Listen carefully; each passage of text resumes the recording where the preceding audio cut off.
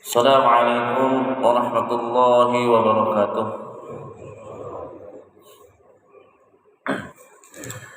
Innal hamdalillah nahmaduhu wa nasta'inuhu wa nastaghfiruh wa na'udzu billahi min shururi anfusina wa min sayyiati a'malina. Man yahdihillahu fala mudilla lahu wa man yudlilhu fala hadiya lahu. Ashhadu an la ilaha illallah wahdahu la syarika lahu wa ashhadu anna Muhammadan 'abduhu wa rasuluhu la nabiyya ba'dah. Rabbi shrah li sadri wa yassir li amri wahlul 'uqdatam min lisani yafqahu qawli. Qalu subhanaka la ilma lana illa ma 'allamtana innaka antal 'alimul hakim. وقال الله تعالى في كتابه الكريم وهو أصدق القائلين أعوذ بالله من الشيطان الرجيم وما كان المؤمنون ليغفروا كافة ولولا نفر من كل فرقة منهم طائفة ليتفقهوا في الدين ولينذروا قومهم إذا رجعوا إليهم لعلهم يحذرون. وقال رسول الله صلى الله عليه وسلم Man salaka tariqan yaltamisu fihi ilman sahhalallahu lahu tariqan ilal jannah. Shadaqallahul azim wa shadaqa rasuluhun nabiyul habibul karim wa nahnu ala dzalika minasy syahidin amin ya rabbal alamin. Ma'asyiral muslimin wal muslimat jamaah Masjid Istiqomah yang Allah muliakan.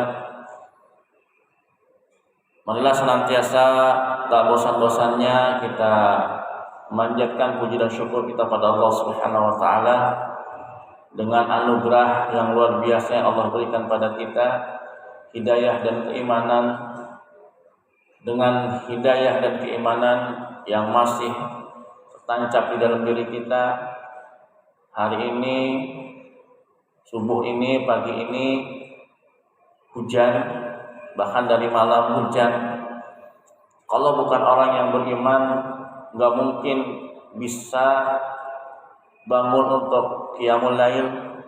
Kalau bukan hidayah Allah, tidak mungkin kita bisa hadir untuk melaksanakan sholat subuh berjamaah di masjid ini. Oleh karena itu para ulama mengklasifikasikan sabar itu menjadi 3 tahap. Ada sabar dalam ketaatan, ada sabar dalam meninggalkan kemaksiatan, ada sabar dalam menghadapi musibah. Dan sabar dalam ketaatan ini tingkat yang pertama. Kenapa? Dalam ketaatan ini bisa kita memilih antara melaksanakan atau tidak. Kalau sabar dalam musibah, ketika ada saudara kita yang kena musibah yang memang sudah takdir dan tidak akan mungkin kembali lagi, pilihannya ya takdir dan tidak akan mungkin kembali lagi, pilihannya ya sudah takdir. Tapi kalau sabar dalam ketaatan, ketika tadi malam, ya itu ada 2 pilihan. Kita bangun qiyamul lail, sholat tahajud atau tidur lagi. Benar Pak? Lebih enak tidur lagi apa tahajud kalau kita ngikutin hawa nafsu kita Pak? Tidur kan? Benar ya? Iya. Hujan rintik-rintik, walaupun dari malam itu hujan lebat, Allah memanggil kita dengan panggilan yang mulia, panggilan yang suci. Allahu Akbar, Allahu Akbar. As-salatu khairum minan naum. Kalau kita mengikuti hawa nafsu, lebih enakan tidur, ambil selimut atau datang ke masjid? Kalau kita mengikuti hawa nafsu, lebih enak tidur, ya Pak. Tapi karena kita cinta sama Allah, hawa nafsu itu kita buang jauh-jauh. Mungkin di antara jamaah ada yang sudah bangun jam 3, setengah 4, Allahu Akbar, sujud. Ya. Disitulah kita merasakan bagaimana nikmatnya dunia. Kenikmatan dunia ini diukur oleh orang beriman itu bagaimana kita merasakan nikmat ibadah pada Allah. Ketika hujan, kita datang ke masjid, ke mushola untuk sholat subuh berjamaah, itulah nikmat yang sesungguhnya yang dirasakan oleh orang yang beriman di dunia ini.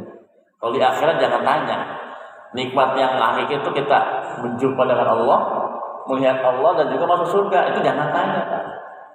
Ya makanya Allah tuh maha adil. Kenikmatan itu, kebahagiaan itu bukan ditaruh di dalam kekayaan, diletakkan di dalam jabatan, rupawan, tapi dalam hati. Ya. Kalau Allah letakkan kebahagiaan itu bagi orang kaya, nggak adil. Orang miskin nggak bisa bahagia. Kalau kebahagiaan itu Allah letakkan kepada para pejabat, Allah nggak adil. Apa? Kita rakyat biasa nggak bisa bahagia, kan? Makanya Allah meletakkan kebahagiaan itu dalam hati dan semua bisa merasakan. Namun kebahagiaan hakiki bagi orang beriman adalah bagaimana kita bisa menikmati, merasakan nikmat ibadah pada Allah dalam waktu senggang ataupun dalam waktu sempit. Bisa jadi hujan ini adalah waktu yang sempit ya. Bisa jadi. Kenapa? Ada halangan hujan. Ya, mungkin di antara kita di luar sana, ya, tetangga kita sekarang masih ada yang tidur enak di bawah AC, selimutan, nikmat. Iya. Tapi tidak senikmat orang beriman ketika datang ke masjid, sholat subuh berjamaah, datang ke masjid, kita sama-sama kajian, datang ke masjid berzikir, itu melebihi kenikmatan di dunia ini. Ini yang dirasakan oleh orang yang beriman. Salawat dan salam semoga tetap tercurah pada guru hasanah kita Nabi Muhammad Sallallahu Alaihi Wasallam, beserta para keluarganya, para sahabatnya, para pengikutnya. Semoga kelak kita di hari kiamat nanti mendapat syafaat dari beliau, amin ya rabbal alamin. Sebelum saya mulai, alhamdulillah ada guru kita Ustaz Robingin yang mendampingi. Mohon izin Ustaz ya, mohon izin untuk menyampaikan di depan jamaah dan juga para pengurus DKM Masjid Istiqomah, pengurus lingkungan RT dan RW, dan juga para jamaah yang tidak saya sebutkan namanya satu persatu, insyaallah tidak mengurangi rasa ta'zim dan hormat saya kepada seluruh jamaah. Kalau nanti ada kekurangan dalam materi, mohon dikoreksi ya Ustaz ya. Baik, Bapak Ibu sekalian, kita lanjutkan kembali materi tafsir kita surah Al-Baqarah ayat 266. Ya. A'udzu billahi minasyaitonir rajim. Ayawaddu ahadukum an takuna lahu jannatun min nakhilin wa a'nab tajri min tahtiha al-anhar lahu fiha min kulli thamarat fasaba al-kibar wa lahu dhurriyyatun du'afa fasabaha i'saru fihi narun fahtaraqat kadzalika yubayyinu Allahu lakum al-ayati la'allakum tatafakkarun. Para jamaah sekalian yang Allah muliakan, ayat ini masih ada munasabahnya atau korelasinya dari ayat sebelumnya yang berkaitan dengan infak dan sedekah, dan juga bagaimana cara menyalurkannya, bagaimana cara kita, adab kita, etika kita dalam menyalurkan infak sedekah kepada si penerima, dan bagaimana sikap kita ketika kita sudah menyalurkan sedekah itu tidak menyebut pemberian ataupun menyakiti rasanya menerimanya. Ayawaddu ahadukum, apakah kalian menginginkan di antara kita antakuna lahu jannah, yang kalian memiliki jannah. Jannah ini disebut dengan bustan, ya, kebun. Jadi kalimat jannah ini bisa diartikan surga, bisa diartikan kebun, bisa diartikan ladang, ya. Tapi yang dimaksud adalah kebun, bukan surga, ya, kebun. Ya memang surga itu kan penuh dengan taman-taman, Pak, ya. Keindahan, keelokan, itu surga. Ya. Min nakhil, nakhil itu buah kurma, min nakhilin, kita artikan dulu ya. Wa a'nab, a'nab itu buah anggur. Allah sering sekali menyebutkan kurma, anggur, ya, karena memang tumbuhan ini sangat luar biasa khasiatnya, apalagi kurma, ya. Anggur juga luar biasa, walaupun memang ada yang menyalahgunakan anggur ini ya untuk khamr, ya. Tapi buah anggur ini sering Allah sebut dalam Al-Quran, dan bahkan di dalam di antara zakat yang harus ditunaikan itu adalah zakat inab, buah anggur, walaupun dikiaskan oleh ulama dengan perkebunan dan sebagainya. Dan anggur ini kan enak Pak ya, manis ya. Kalau tidak disalahgunakan ya bisa untuk dimakan. Tapi kalau disalahgunakan ya anggur itu menjadi khamr, memabukkan. Tajri min tahtihal anha, dan juga di kebun tersebut mengalir sungai-sungai. Nah ini kalau kita cermati para jamaah sekalian, yang namanya berkebun itu kalau tidak ada air nggak bisa, nggak dialiri air nggak bisa. Ya, bisa jadi mungkin kalau ada teknologi yang lain, tanaman, buah-buahan bisa hidup tanpa air ya mungkin ada, tapi Allah alam sudah ditemukan atau belum. Sampai di gurun pasir pun Pak, Bapak Ibu sekalian, kebun kurma itu ada air yang mengalir. Coba Bapak nanti searching di Google ya. Bahkan kalau ada yang punya kebun kurma itu harus ada air yang mengalir di sampingnya atau di bawahnya dan sebagainya. Itu di gurun pasir Pak. Hampir jarang pohon itu tumbuh yang memang di padang pasir tanpa ada air. Biasanya pohon kurma itu tumbuh ya di dekat pemukiman penduduk, dan itu ada air yang mengalir. Nah ini menandakan bahwasanya air ini merupakan tanda kehidupan. Bahkan dalam surah Al-Anbiya, waja'alna minal ma'i kulla syai'in hayyin, dan kami jadikan dari air itu suatu kehidupan. Tubuh kita isinya banyakkan air. Coba Bapak ya keset aja tubuh kita ya di sayap ya. Pasti keluar darah, itu air. Bahkan dunia ini, bumi ini mohon dikoreksi, 60% kalau nggak salah 70% itu air, lautan. Dari 70% lautan ini, manusia itu baru bisa mengeksplor 5%. Berarti kan 65%-nya itu masih belum terjangkau oleh manusia. Berarti kan 5% itu berapa lautan yang baru dieksplorasi. Ya, Maha Besar Allah Subhanahu wa taala. Lahu fiha min kulli tsamarat, dengan sungai yang mengalir, air yang mengalir fiha di dalamnya, di dalam kebun tersebut, min kulli tsamarat, maka tumbuhlah tumbuh-tumbuhan dan juga buah-buahan yang rindang, buah-buahan yang bisa dimakan, dipanen.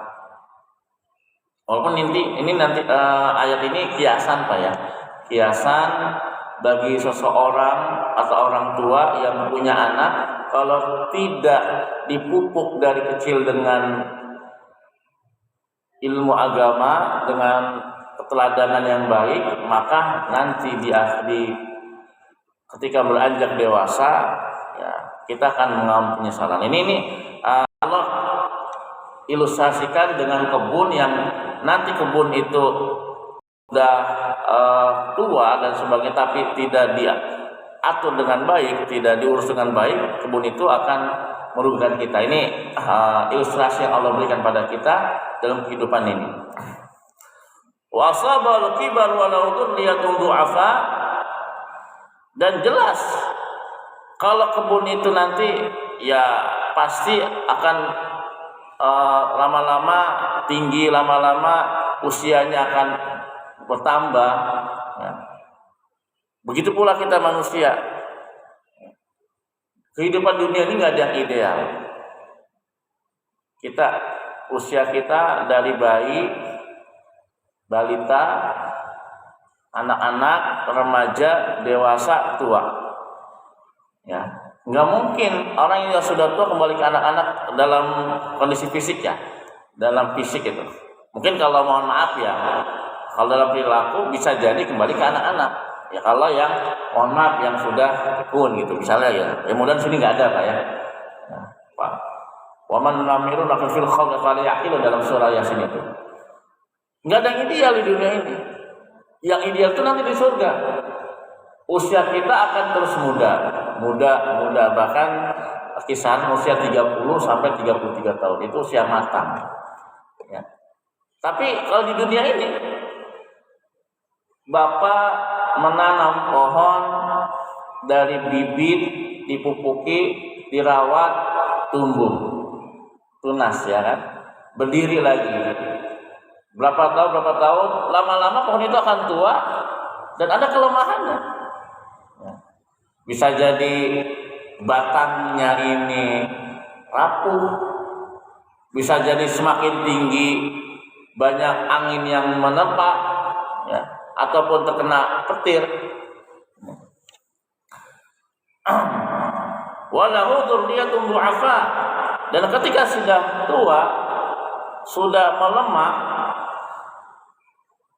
pohon ini ya punya lagi bibit-bibitnya. Begitu pula kita punya keturunan yang nanti kalau tidak dirawat dengan baik maka akan meninggalkan dzurriyyatun du'afa, ya, keturunan yang lemah. Oke, kita jelaskan itu Pak ya gini.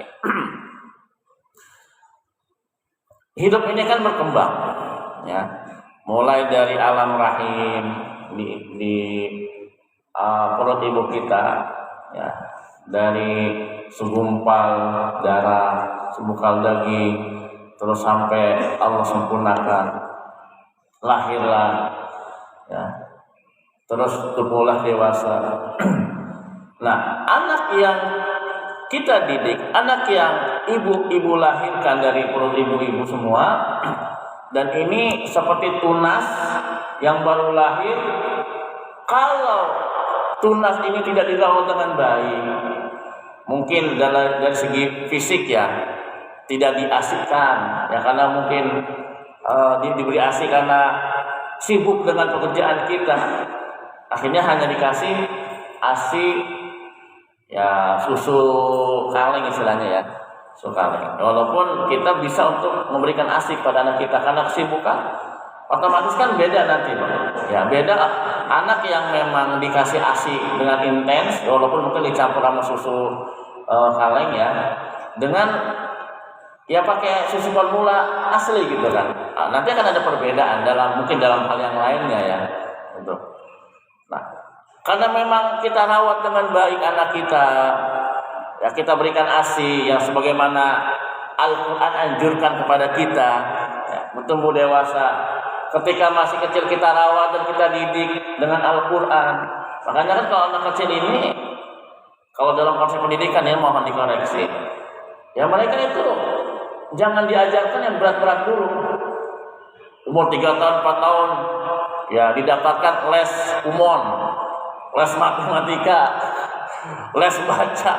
Itu sebenarnya bukan ranahnya mereka anak-anak. Makanya kan mereka itu taman bermain ya, taman kanak-kanak. Diajarkan walaupun diajarkan baca tapi sambil bermain.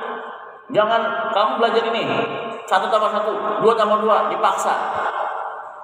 Tapi kalau anak kita diajar Al-Quran itu beda ya, nggak masalah. Walaupun masih bayi sekalipun baru lahir kita bacakan Al-Quran, kita dengarkan Al-Quran, umur 2 tahun diajarkan Al-Quran itu nggak masalah.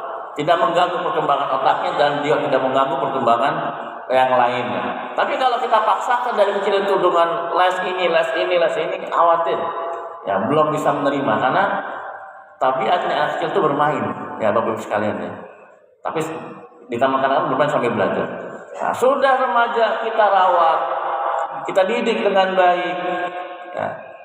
Ketika dewasa dia memiliki bekal yang cukup, tenang kita. Apalagi kalau anak kita di pesantren kan Ustaz Robingin ya, di pondokan, bukan berarti kita membuang anak kita. Ya jangan sampai gini, kita punya niat saya titip dah ya, tapi tidak ada himmah atau kemauan. Pokoknya saya menitip anak saya untuk dididik, dibina diajarkan keislaman yang baik, supaya berakhlak yang baik. Mau dihafal Quran atau setengah Al-Quran yang dihafal ataupun hanya 5 juz, itu target yang sekian. Jadi ketika kita menitipkan anak kita di pondok, kita niatkan anak kita menjadi anak yang soleh atau anak yang solehah, yang nanti ketika dewasa kita tinggal menerima hasilnya, tinggal memetik buahnya yang matang, dan itu menjadi kenikmatan bagi kita. Makanya kan mohon maaf ya, jangan sampai terjadi penyesalan bagi kita Bapak Ibu sekalian. Ya, kita tidak mendidik anak kita itu tidak intens, hanya sekedar saja. Yang penting saya mencari uang, bisa menghidup anak-anak kita, tapi tidak ada kemauan menanamkan nilai-nilai agama dalam keluarga kita. Anak kita nggak mau sholat berjamaah, bodoh amat. Anak kita nggak mau datang ke pengajian, bodoh amat. Yang penting saya nyari uang, ngasih makan anak istri, selesai. Walaupun nggak salah Bapak Ibu sekalian, nggak salah. Ya. Banyak sekitar kita Pak, bapak ibunya kerja, ya, anaknya sekolah, yang penting dididikkan di sekolah ini. Ya, saya udah bayar. Tapi ketika libur kurang mencontohkan keteladanan pada anak kita. Ya, kadang-kadang satu ahad libur itu ya udah belas aja. Mau ada pengajian di sini, mau ada pengajian di taklim mana, enggak, saya udah capek. Dan sampai Jumat kerja, satu minggu itu udah waktunya keluarga. Ya hak dia. Tapi kalau kita kembali kepada fitrah kita, ya, kewajiban kita sebagai muslim itu kan tetap menuntut ilmu sampai kapanpun. Tolabul ilmi fardhu 'ala kulli muslimin. Di saat ini, ya, di kajian ini, mungkin Bapak Ibu tidak sempat untuk kuliah lagi karena mahal biayanya, ataupun cari beasiswa karena mungkin otaknya udah mungkin tidak nampung ya Bu ya. Ya dengan ini ada di sekitar kita Pak. Akhirnya apa? Anaknya mau seperti apa tuh bodoh amat. Ya. Ini saya sering terjadi nih Pak. Beberapa kali meruqyah gitu kan. Ya. Anaknya itu perilakunya begini. Nyata ya kita telisik lagi, kita telusuri, itu dari pengaruh orang tuanya dalam mendidik anaknya di rumah. Ya, ibaratkan gitu, kalau anak kita dipupuk dengan baik, dia akan tumbuh dengan baik dan hasil buahnya baik, dan itu akan menjadi ketenangan bagi kita. Begitu pula dengan ilustrasi yang Allah contohkan dalam surah Al-Baqarah ini. Ya. Buah anggur, buah kurma dirawat dengan baik, pupuknya baik, maka nanti dia akan menghasilkan buah yang baik dan menjadi asupan gizi bagi yang makannya. Lanjut lagi Pak ya. Fa asabaha i'sarun fihi narun fahtaraqat. Ketika nanti tumbuh-tumbuhan tersebut, ya, tertempa angin yang kuat, yang itu angin itu muatannya ada api, lagi terbakar api. Narun fahtaraqat, maka terbakarlah, maka hancurlah kebun tersebut. Ya. Artinya tadi, ketika anak kita tidak dididik dengan baik, tidak dibina dengan baik, tidak dikenalkan nilai Islam dengan baik, maka nanti yang akan menjadi bumerang bagi kita. Ya, bumerang bagi kita. Oke lah, kita banyak, terus kita keluarkan anak kita untuk dititipkan di pesantren, nggak masalah sih, walaupun dengan dana sekian, tapi saya berharap anak saya selepas dari pesantren jadi anak yang soleh, ya syukur-syukur jadi ulama. Ya walaupun memang keluar pesantren itu kan nggak harus jadi ulama juga Pak ya. Kawan-kawan saya di pondok ada yang jadi, yang dulu mondok ya, ada yang jadi kontraktor, ada yang usaha sapi kurban, ya. Tapi karena pernah dididik di pesantren, ya, bekal di pesantren itu masih ada dalam diri mereka. Mereka tidak meninggalkan kebaikan-kebaikan yang dulu pernah dipelajari di pondok. Mereka tidak meninggalkan ilmu-ilmu yang dulu pernah dibaca di pondok. Yang minimal punya akhlak yang baik, yang minimal punya batasan-batasan yang diterapkan oleh syariat. Bukan berarti sekolah biasa itu tidak penting, enggak. Ya mungkin kalau kita ingin memondokkan anak ada juga terkendala dengan biaya, Pak ya. Ada. Di pondok saya pun begitu sama. Ada yang belum berapa bulan nggak bayar SPP tinggal biaya ya. Tapi ya udahlah. Yang penting jalan aja pesantren. Bukan berarti yang sekolah di negeri salah, enggak. Justru ketika kita menyekolahkan anak kita bukan di pondok, orang tua punya peran besar di rumah. Di sekolah itu dengan guru kita. Nah, kita serahkan. Ini saya serahkan anak saya di sekolah. Silakan diatur, silakan dididik dengan baik. Kalau ada kesalahan, silakan diberikan sanksi sesuai dengan peraturan yang berlaku. Ketika di rumah, tugas kita, ya, bahkan itu lebih intens lagi, harus lebih giat lagi.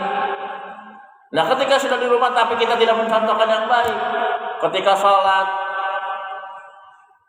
kita nggak contohkan dengan baik, ketika azan berkumandang kita tidak merintahkan anak kita untuk ke masjid, ya udah, jangan salahkan ketika nanti perilaku anak kita itu mengikuti apa yang kita contohkan. Makanya Rasulullah kan tegas kepada kita, muru sibyanakum, ya, suruhlah anak kalian waktu umur 7 tahun itu untuk sholat, ya. Ketika tidak mau sholat di usia 10 tahun, pukul, jelas, pukul. Makanya kan dalam kaidah usul fikih itu ya, al aslu fil amri lil wujub. Asalnya perintah itu adalah kewajiban, paksaan, lil ikrah, paksaan. Pada kalimat aqimus shalah, dirikanlah sholat, itu kan kalimat perintah. Dan situ ada unsur paksaan, Pak. Allah maksa kita untuk dirikan sholat. Wa atu zakah, tunaikanlah zakat. Itu kalimat perintah. Allah paksakan kita untuk menunaikan zakat. Ya. Ketika kita melaksanakan perintah Allah dengan Allah maksakan kita untuk menjalankan perintahnya, ketika sudah terbiasa, maka timbullah keikhlasan, timbullah kesadaran dalam beribadah. Begitu kalau kita jangan pernah bosan, jangan pernah bosan. Ya saya ke anak saya gitu, kalau subuh nggak bangun, saya seret, bangun, ayo ke musola, ayo ke masjid, ikut abi. Kalau saya siram. Belum kalau misalnya lagi azan, misalnya saya lagi dari pondok, saya ajak ke musola, ayo, pondok saya ajak ke musola, ayo, ke musola.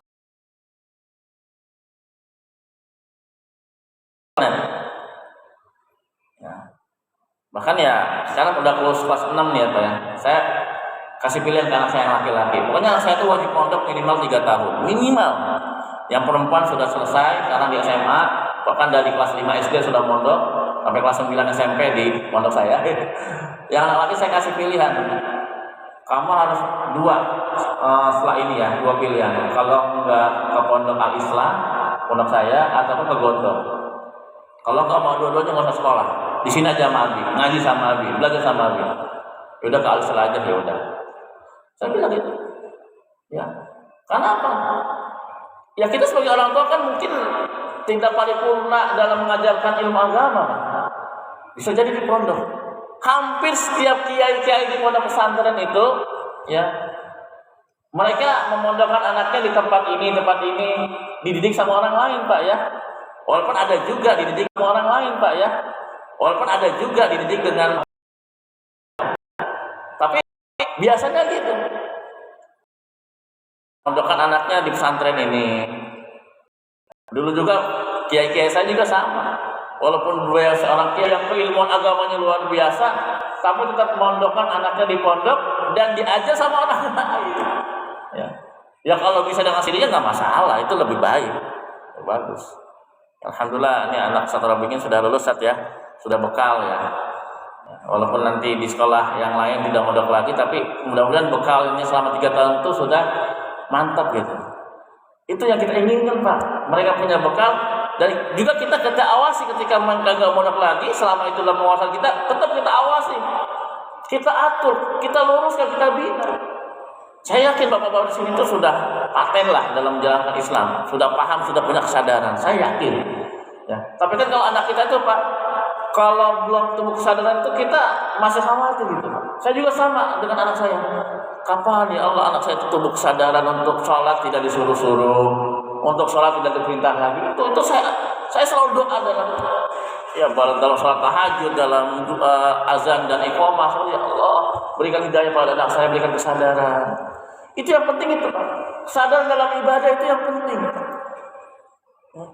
Saya yakin orang di sana, luar sana, ketika mereka memahami bahwasanya sholat lima waktu itu wajib ya, sholat 5 waktu itu wajib fardu. Nah, tapi kok mereka nggak melaksanakan sholat karena nggak ada kesadaran. Mereka tahu puasa itu wajib, puasa Ramadan itu wajib, ya. Tapi nggak mau melaksanakan. Kenapa? Belum ada kesadaran. Tapi nggak mau melaksanakan. Kenapa? Belum ada kesadaran. Anak kita punya kesadaran dalam beribadah tanpa disuruh orang tua. Kenapa? Memang semata-mata memenuhi perintah Allah Subhanahu wa taala. Itu yang kita inginkan, Pak. Saya yakin Bapak dan Ibu sini datang ke sini kan enggak dipaksa. Mungkin orang tuanya sudah meninggal, Pak ya. Ya. Bisa jadi ya, Bapak Ibu kan ada orang tua, ada yang meninggal, mungkin masih ada ya. Karena memang sudah terbiasa. Maka umur 40 tahun itu umur penentuan, Pak. Ada apa dengan umur 40 tahun? Itu dijelaskan dalam Al-Quran. Hatta arba'ina sana, hatta ilu arsyada. Sampai umur 40 tahun itu masa penentuan. Bahkan masa matangnya seorang manusia itu 40 tahun. Dan Rasulullah diutus menjadi nabi, diangkat menjadi nabi dan rasul umur 40 tahun. Ya mungkin di antara Bapak sudah tahu rahasianya. Enggak apa-apa saya sebutkan lagi. Jadi 40 tahun itu usia penentuan. Kalau di bawah usia 40 tahun kita terbiasa dengan amal baik, kita terbiasa dengan ibadah, terbiasa dengan menuntut ilmu, terbiasa dengan berbuat baik dan sebagainya, maka setelah 40 tahun kebiasaan itu akan terus berlanjut. Itu biasa seperti itu. Namun kebalikannya, kalau di bawah usia 40 tahun kita terbiasa dengan maksiat, terbiasa salatnya bolong-bolong, terbiasa dengan perbuatan buruk. Ketika sudah usia 40 tahun, kebiasaan itu biasanya akan terus mengikuti. Ya. Dan itu yang kita harapkan ketika anak kita sudah usia matang 40 tahun, kesadaran dalam ibadah itu akan tetap terpatri dalam jiwa-jiwa anak kita. Ya kita ingin anak kita seperti kita yang sekarang rajin sholat ya, rajin ibadah, rajin mengaji. Nggak ada, Pak, orang tua menginginkan anaknya menjadi anak yang bandel, nggak ada. Walaupun mohon maaf gitu, orang tuanya itu seorang kriminal pun sekalian, ya. Penjahat sekalipun, ya mereka menginginkan anaknya lebih baik daripada orang tuanya. Nah ini dalam ayat ini Allah ilustrasikan seperti tanaman yang dipupuk dengan baik, tanaman yang dirawat dengan baik, maka hasilnya akan baik.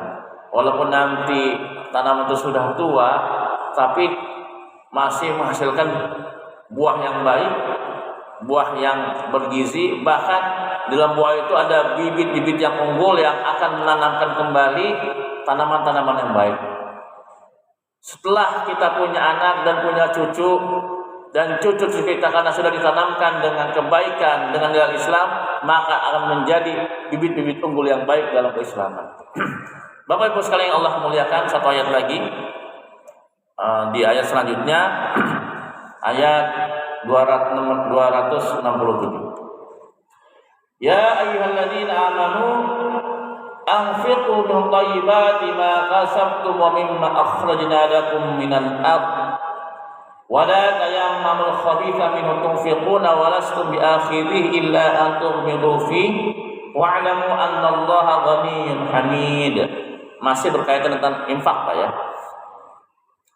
Wahai orang-orang yang beriman, anfiqu, berinfaklah, bersedekahlah, ma kasabtum, dengan apa yang kalian usahakan min thayyibat, menurut Ibnu Abbas dari sesuatu yang baik, dan menurut Imam Ibnu Abbas kasabtum ini lebih kepada at-tijarah, perdagangan, hasil dari perdagangan atau perniagaan, walaupun juga ya dari hasil gaji kita ya, gaji pegawai, karyawan.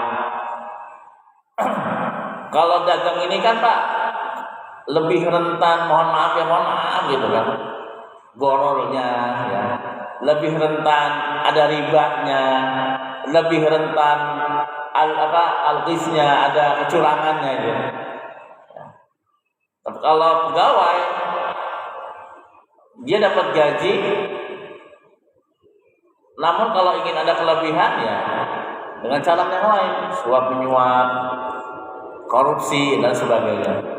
Tapi yang dimaksudkan ayat ini adalah perniagaan. Kenapa tadi? Perdagangan, perniagaan ini rentan dengan tadi goror, riba, ya al-ghish, kecurangan, ketidakjujuran, ketidakamaнаhan. Ya. Yang jual buah biasanya seperti itu Pak ya. Oh ini buahnya manis, tapi dirasakan nggak manis itu kan. Hati-hati itu Pak. Ini unsur gorornya itu banyak gitu kalau jual buah-buahan. Ya.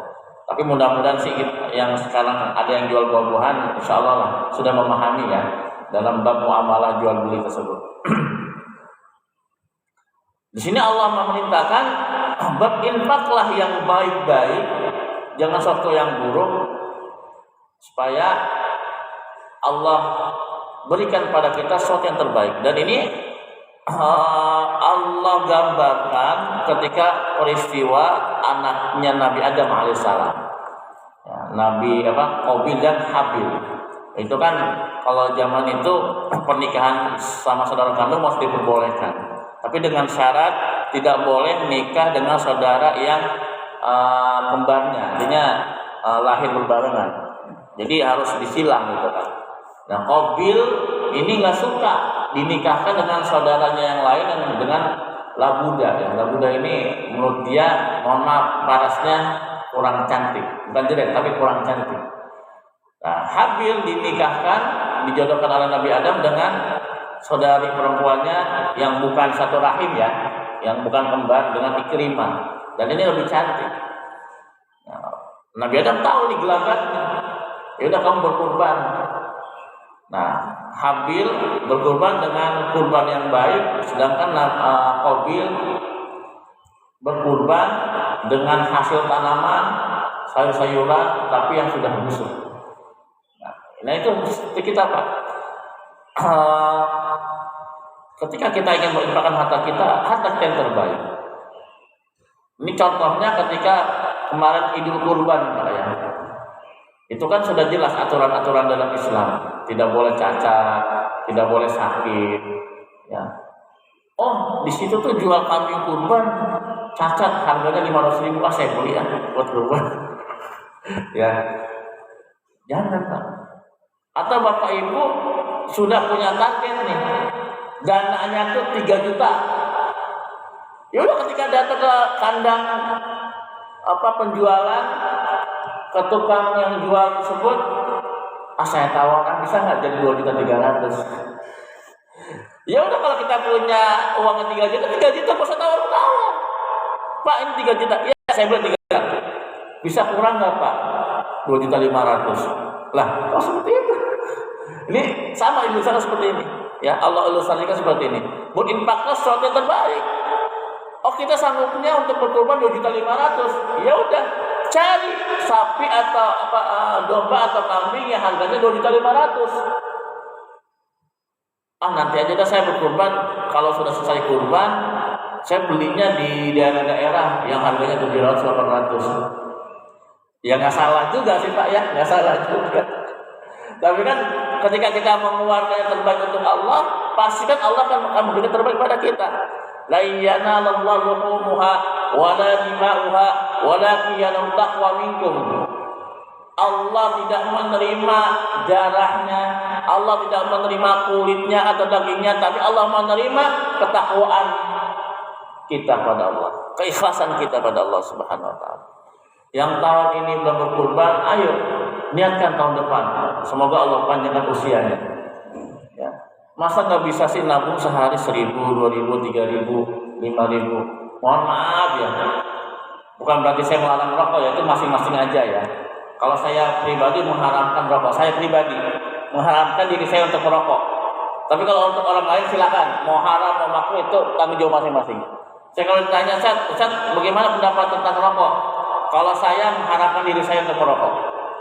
Ya. Tapi kalau antum, kalau kalian silakan mau menganggapnya wajib, sunnah, mubah, makruh, itu hak kalian. Sekali lagi, saya bukan untuk melarang ya. Sehari kita beli rokok 25.000, bahkan ada yang mahal 35.000 ya. Di Samsung kalau nggak salah ya, mohon maaf ya. 35.000. Sebulan berapa? Kalau 10 hari aja 350.000 ya. Sebulan 1.050.000 kalau nggak salah. Setahun udah berapa? 3 bulan kita mau nabung 35.000 sehari, itu udah bisa beli kambing kurban. Benar Pak? 2 bulan pun bisa ya. Saat saya belum bisa beli kurban, beli kambing buat kurban. Mohon maaf, tapi buat beli rokok 35.000 sehari mampu. Ya, itu alibi saja ya. Ya nggak apa-apa, itu silakan, itu hak masing-masing.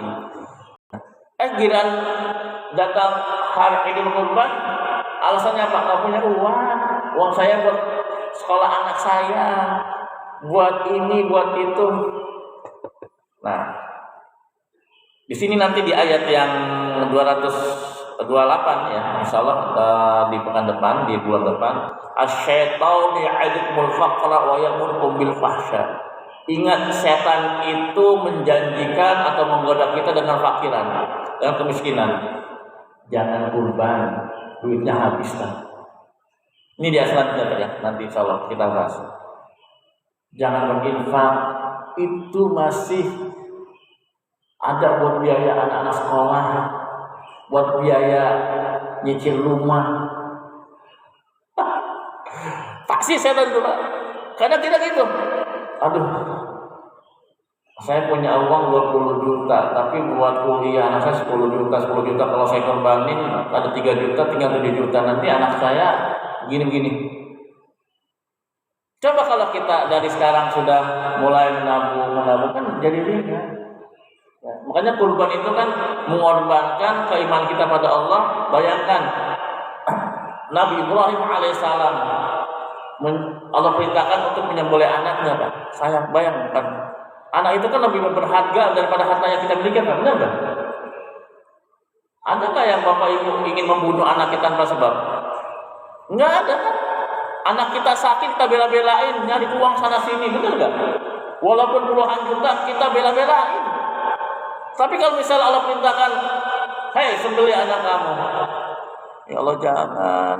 Nabi Ibrahim alaihissalam anak yang disayangi, anak yang dicintai, diidam-idamkan. Dari istri yang pertama mohon maaf tidak punya anak, istri yang sudah punya anak, suruh sembelih sama Allah. Protes dengan Nabi Ibrahim. Dan di tengah itu, ya, ketika proses penyembelihan anaknya kan setan godain, betul nggak? Ada setan iblis loh.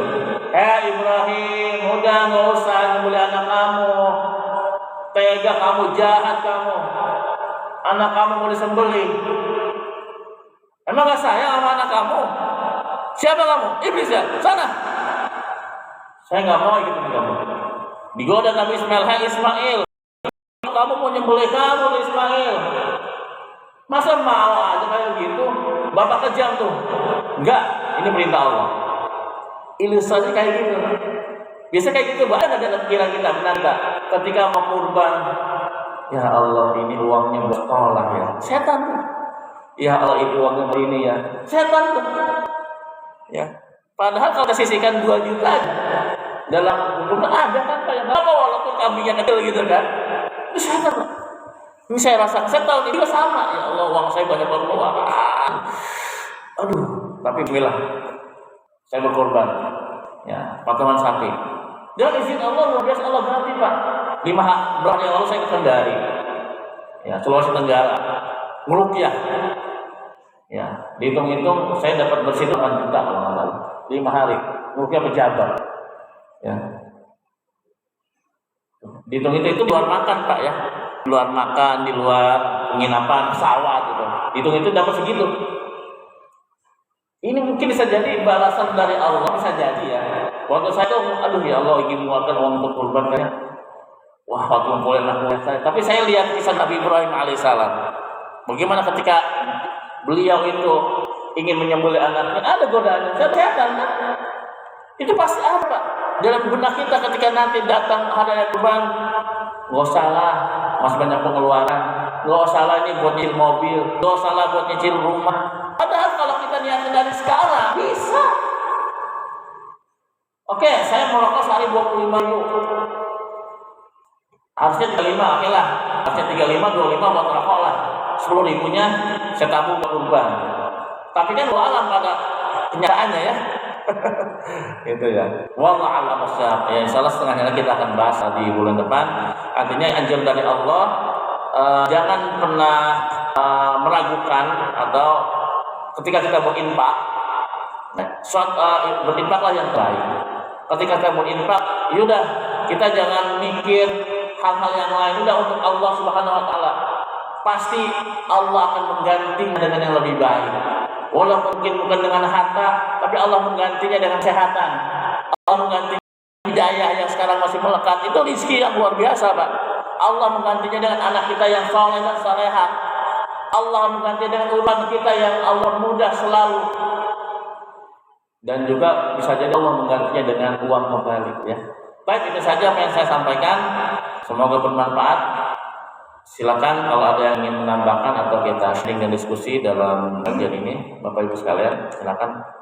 Sebelum ditutup, jam berapa kita? 6 menit lagi ya.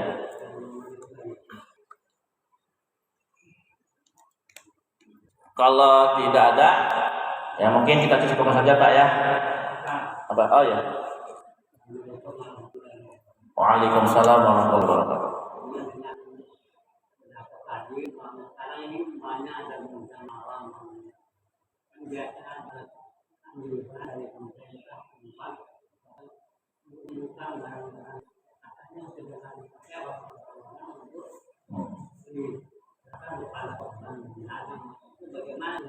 Ya. Artinya diserahkan itu biasanya bukan yang baru. Barang bekas berkualitas. Karena diserahkan ya. Ya tadi saya kelewatan untuk saya membahas itu di rumah tuh saya ingin bahas itu. Ya. Ya kalau kita ingin mengikuti anjuran dalam ayat ini ya. Ya memang seyogianya yang terbaik yang kita miliki. Kita belikan baju baru ya.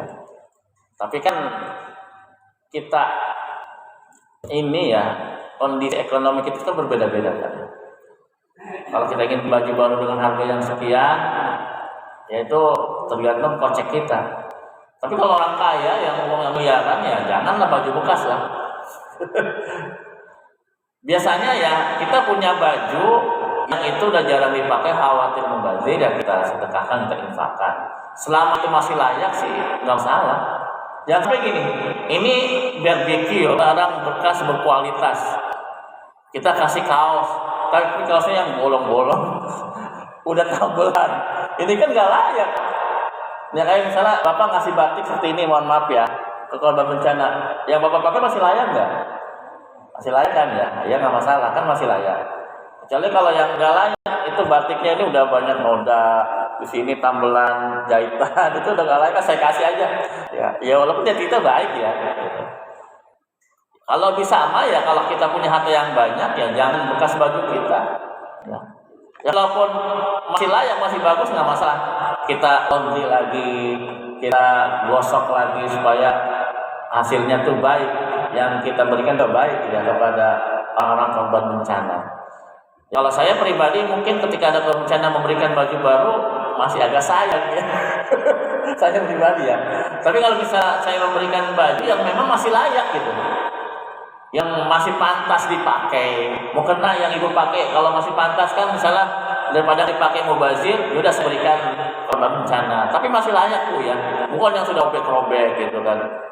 Anfiqu min thayyibat, berinfaklah dengan sesuatu yang baik. Karena di ayat selanjutnya itu wala qiyamul khabith, janganlah kalian memilih yang jelek-jelek dalam berinfak pada Allah Subhanahu wa taala.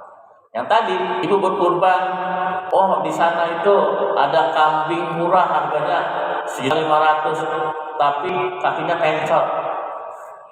Gak apa-apa lah, kan murah ya. Ya jangan perhitungan ya. Pokoknya target bapak ibu tahun depan saya kurban dengan daya 2.500.000. Udah 2.500.000 fokus itu.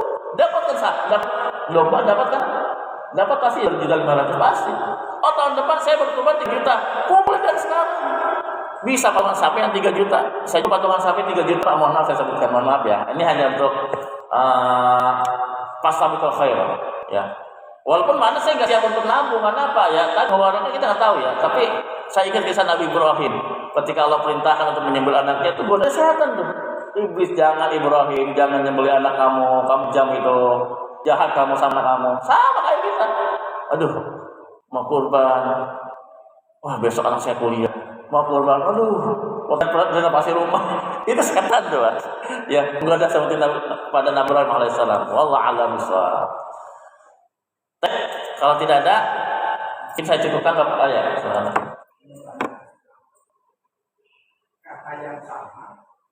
Kata yang sama, tapi bacanya berbeda.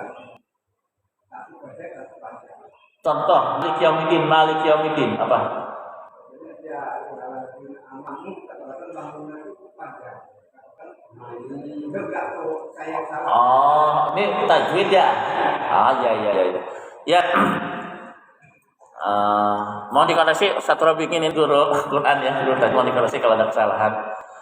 Oke, ada 2 dalil yang saya ingin kemukakan dari Al-Quran dan dari hadis ya. Warattilil Qur'ana tartila, dan baca Al-Quran tartil, itu jelas. Belajar Al-Quran hukumnya fardu ain atau fardu kifayah? Fardu kifayah. Membacanya dengan tartil, membacanya dengan tajwid fardu ain. Oke, itu tuh satu prinsip yang harus dipegang. Yang kedua, inna hadzal Qur'an unzila ala sab'ati ahrufin faqra'u ma tayassara min, rawahu Bukhari, hadis sahih.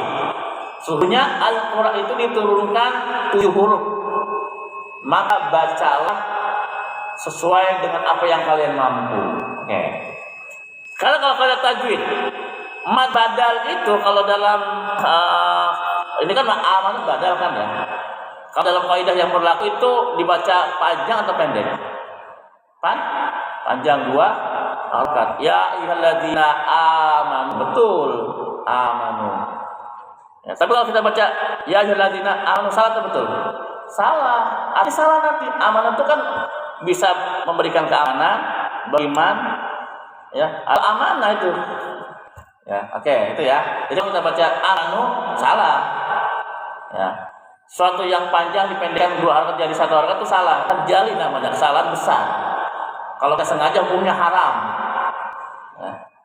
Allah istilahnya itu namanya talfik, mencampur adukan riwayat, mencampur adukan bacaan itu. Nah, itu nanti bisa dijelaskan oleh satu ini. Bagaimana Pak? Kok itu yang pertama ya Pak ya. Kalau kita kepanjangan boleh nggak? Nanti dalam hal bab yang lain saya akan jelaskan nanti. Ya. Ada yang baca Maliki Yaumiddin itu betul dua-duanya. Tapi harus dengan riwayat. Bacaan Maliki Yaumiddin kalau dalam qiraah sabah itu ada hanya 2 qiraah. Qiraah Asim dan qiraah Al-Kisai. Riwayat Syu'bah, riwayat Hafs, riwayat Duri dan riwayat Abu Haris. Itu 2 harakat. Tapi yang lainnya 5 qiraah bahasanya pendek. Maliki Yaumiddin. Nah, bagaimana mad badal? Boleh gak dibaca lebih pendek dari 2 harakat? Boleh. Tapi itu dalam riwayat Warsh. Riwayat Warsh itu boleh dibaca 3 wajah. 2 harakat, 4 harakat, 6 harakat. Ya ayyuhalladzina amanu 2 harakat. Ya ayyuhalladzina amanu 4 harakat. Ya ayyuhalladzina amanu 6 harakat.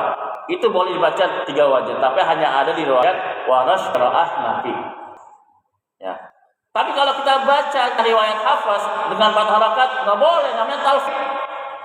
Mencampur adukan riwayat, mencampur adukan kaidah usuliyah, hukumnya haram.